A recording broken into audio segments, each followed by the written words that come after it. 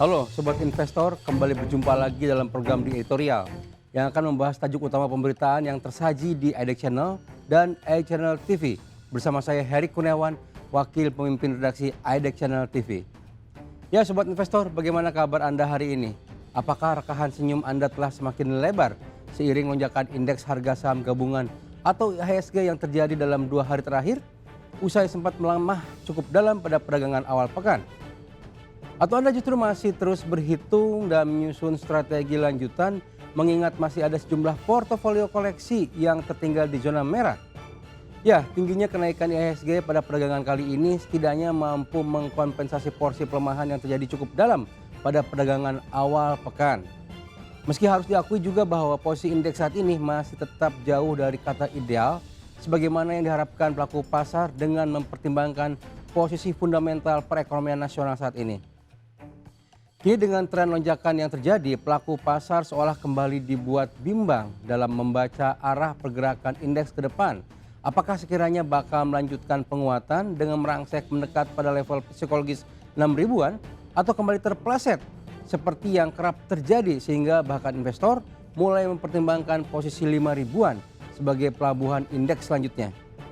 Ya Sobat Investor, terlepas dari pilihan sikap dan strategi yang berinvestasi yang sedang Anda jalankan saat ini, satu hal yang pasti bahwa aksi selektif dan cermat terhadap setiap perkembangan yang terjadi di pasar masih sangat diperlukan guna memahami arah pergerakan bursa saham domestik dalam beberapa waktu ke depan.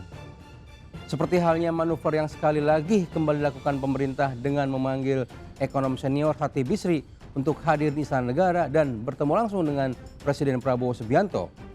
Meski tak disampaikan secara langsung terkait materi yang dibahas dalam pertemuan tersebut, namun langkah memanggil Khatib ke Istana seolah mengkonfirmasi rumor yang sebelumnya beredar di masyarakat tentang rencana pergantian posisi Menteri Keuangan dari Purbaya Yudi Prasadewa kepada guru besar sekaligus pengajar Fakultas Ekonomi dan Bisnis Universitas Indonesia tersebut.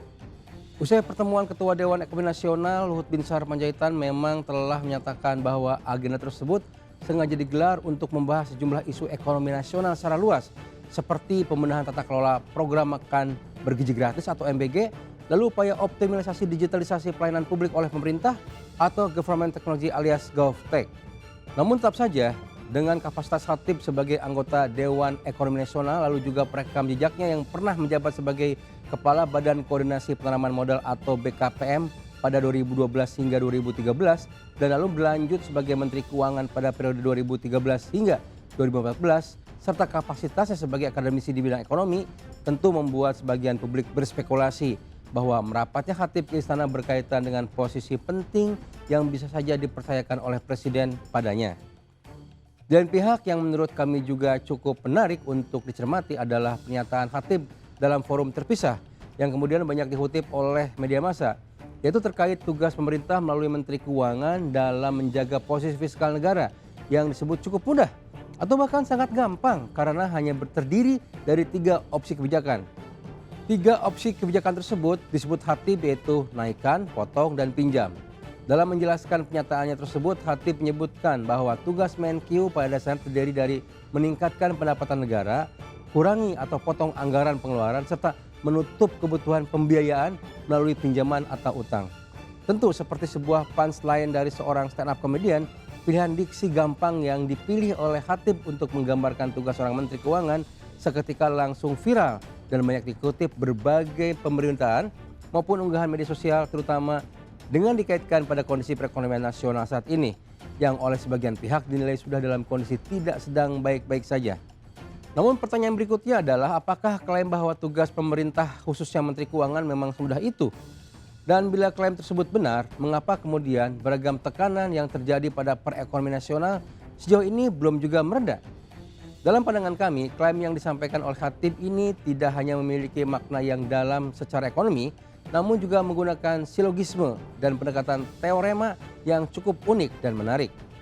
Karena bila kita menggunakan pendekatan pemikiran yang sama dengan yang dipakai oleh Khatib, dalam pandangan kami boleh jadi semua pekerjaan dalam profesi juga bisa dianggap mudah dan segampang itu. Contohnya saja tugas seorang dokter, pada dasarnya hanyalah membantu pasien agar dapat sembuh dari sakit yang diderita. Atau mungkin tugas apoteker yang pada dasarnya juga sekadar meramu obat sesuai kebutuhan.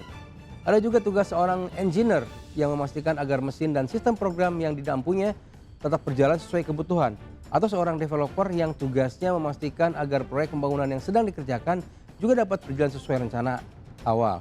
Seorang kasir dasar tugasnya adalah dapat mengelola dan mencatat transaksi dengan baik, atau seorang direktur keuangan serta divisi finance dapat pengelolaan neraca keuangan perusahaan dengan baik akan selalu seperti itu. Dari sana apakah kemudian bisa disimpulkan bahwa pernyataan Khatib bahwa tugas pemerintah dalam hal ini merujuk pada Kemenkeu adalah sebuah upaya penyederhanaan atau memandang sepele atas permasalahan yang ada? Jawabannya adalah tidak juga, karena dalam prinsip sebuah pemikiran atau cabang dari sebuah ilmu, penting juga kiranya untuk senantiasa mengingat kembali nilai utama berikut tujuan yang mendasari perkembangan ilmu tersebut. Misalnya saja ilmu biologi atau yang kemudian berkembang menjadi kedokteran, yang hakikatnya adalah untuk mengetahui seluk-beluk dari alam dan makhluk hidup untuk apa? Untuk dapat melanjutkan sekaligus sebagai penghargaan kehidupan itu sendiri, sehingga ketika ada sebuah penyakit kita akan usahakan mencari penyebabnya untuk kemudian merumuskan obatnya dengan harapan agar kehidupan bisa berjalan lebih langgeng. Dari hakikat tujuan itu kemudian muncul masalah yang lebih kompleks, misalnya wacana tentang cloning manusia atau konsep euthanasia yang memperdebatkan nasib seorang pasien yang telah koma sekian lama. Apakah nyawanya masih layak untuk dipertahankan atau penghormatan terbaik justru terletak pada pengikhlasan kepergiannya. Masalah senada juga terjadi di ilmu hukum yang pada hakikatnya kita harapkan untuk dapat memastikan masyarakat bisa hidup dengan tenang. Yang bersalah harus diputus bersalah dan yang tidak bersalah dapat terjaga seluruh hak-haknya yang dia miliki. Lalu kemudian muncul perdebatan soal hukuman mati atau upaya pemiskinan pada para koruptor yang kerap kali dihadapkan pada wacana hak asasi manusia. Karena itulah setiap ilmu pasti memiliki dasar pemikiran yang biasa kita sebut sebagai pemikiran filsafat, baik itu filsafat ekonomi, filsafat kedokteran, filsafat hukum, filsafat politik, dan lainnya.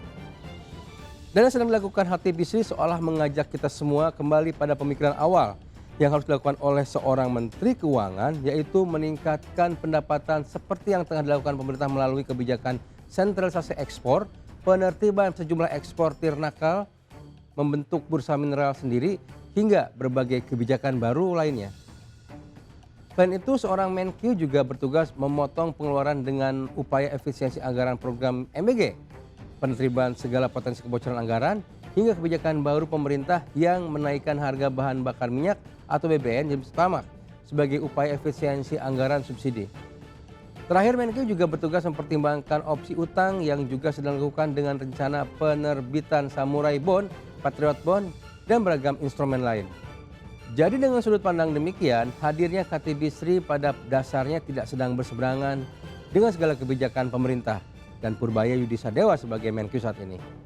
Justru yang dilakukan Khatib juga bisa dimaknai sebagai pembelajaran bagi masyarakat agar tidak hanya ribut soal programnya saja seperti MBG, Koperasi Desa Merah Putih, dan lain sebagainya, melainkan kembali pada tujuan utama terkait upaya peningkatan pendapatan sekaligus mengurangi pengeluaran, di mana itu semua saat ini sedang sibuk dilakukan oleh pemerintah dan tinggal butuh dukungan agar tujuan dapat diharapkan benar-benar terlaksana. Demikian program di editorial hari ini. Saya Heri Kurniawan pamit undur diri. Pantau terus berita ekonomi, bisnis, dan pasar modal hanya di IDX Channel TV, idxchannel.com, dan media sosial IDX Channel. Sampai jumpa. Jangan lupa selalu bahagia.